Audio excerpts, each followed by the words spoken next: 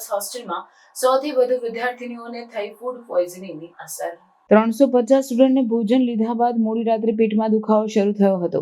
ત્યારબાદ 95 સ્ટુડન્ટને સયાજી હોસ્પિટલમાં દાખલ કરાયા હતા, જ્યાં તેમની સ્થિતિ સ્ટેબલ છે। યુનિવર્સિટીના એસડી હોલમાં મોટાભાગના વિદ્યાર્થીઓને ઝાડા ઉલટી થતી હતી। તબિયત લથડતા તમામને તાત્કાલિક સયાજી હોસ્પિટલમાં ખસેડવામાં આવ્યા હતા।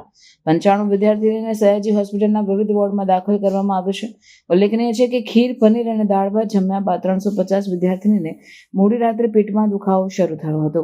આ અંગે કેરળની વિદ્યાર્થીને જણાવ્યું હતું કે મેં રાત્રે હોસ્ટેલમાં ભોજન લીધું હતું, જેમાં પનીર ભુરજી, ખીર, રોટલી અને ભાત ખાધા હતા। રાત્રે 1 વાગ્યા પછી તબિયત લથડી હતી અને પેટમાં ખૂબ જ દુખતું હતું। હું હંસા મહેતા ગર્લ્સ હોસ્ટેલમાં રહું છું।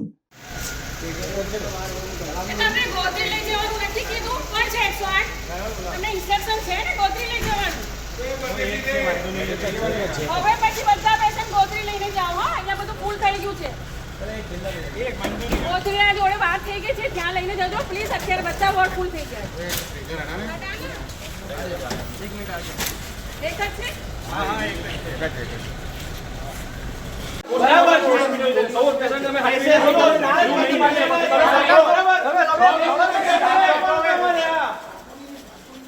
તમે સરકાર અમારા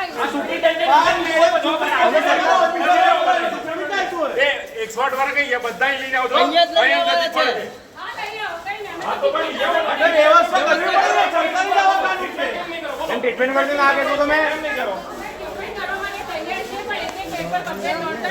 મેડમ સાચી વાત છે, પણ એમાં મધ્ય ગુજરાતની સૌથી મોટી હોસ્પિટલ છે।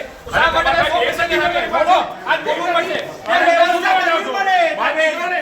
एक्सपर्ट वर्ग के બધા લઈને આવજો। MS યુનિવર્સિટીના ગર્લ્સ હોસ્ટેલના અંદર ગઈકાલે રાત્રે ભોજન કર્યા બાદ અડધી રાત્રે આપણા દીકરીઓને, બહેનોને પેટમાં દુખાવાની અને ઉલટીની ફરિયાદ આવી।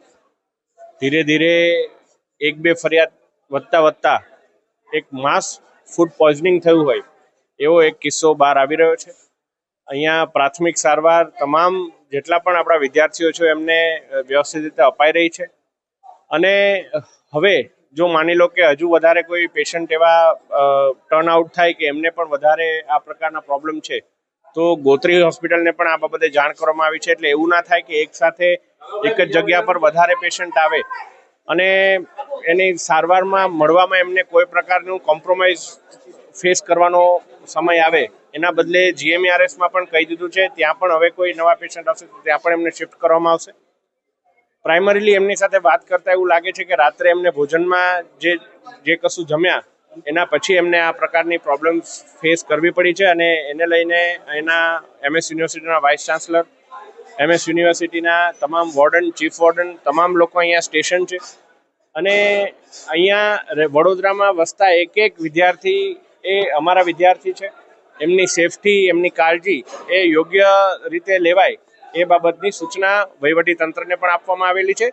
ઘણા પેશન્ટ્સ એવા પણ છે, 7-8 જેટલા પેશન્ટ્સ એવા છે કે જે સારવાર લઈને પરત હોસ્ટેલ પણ જતા રહ્યા છે। એટલે હું માનું છું કે થોડા કલાકોમાં આ સ્થિતિ સામાન્ય થશે અને MS યુનિવર્સિટી પોતે પણ આ વિષય કઈ રીતે બન્યો એ બાબતે પણ ઊંડાણપૂર્વક તપાસ કરશે। આની પહેલા પણ ફૂડને લઈને ઘણા બધા સવાલો ઉભા થયા છે। આ વખતે પણ ફરીથી આ સવાલ ઉભો થયો છે અને આ મોટા પાયે ફૂડ પોઈઝનિંગનો મામલો સામે આવ્યો છે। જે હું ચોક્કસ માનું છું કે જ્યારે એવા જે માસ કુકિંગ જ્યાં પણ થતું હોય ત્યાં ખાસ કરીને વરસાદમાં હાઇજીનના અમુક પેરામીટર્સ આપણે ધ્યાનમાં રાખવા જોઈએ। અને એ જ બાબતે મેં MS યુનિવર્સિટીના ચીફ વોર્ડનશ્રી અને વાઇસ ચાન્સલર સાથે પણ ચર્ચા કરી છે।